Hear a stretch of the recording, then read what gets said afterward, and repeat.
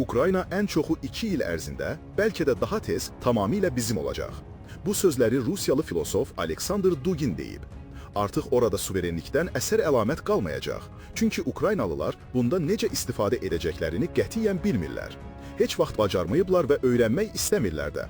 Bildiyim qədərilə, Ukrayna cəmiyyətinin vahid Rus dünyası məkanına inteqrasiyası üçün ətraflı plan üzərində iş sürətlə gedir. Dərsliklər, kütləvi müalicə üçün təcili yardım proqramları və zehni reabilitasiya üzərində işlər davam edir. Artıq inzibati yenidən qurma planının layihəsi hazırlanıb. Bu ərazilər ehtimal ki, köhnə torpaqlar adlandırılacaq. Lakin bu müzakirə olunur.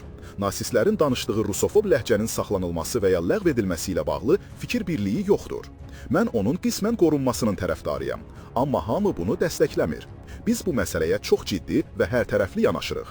Bu, təbliğat məqsədləri üçün deyil, böyük, uzunmüddətli işlər üçündür, Dugin bildirib.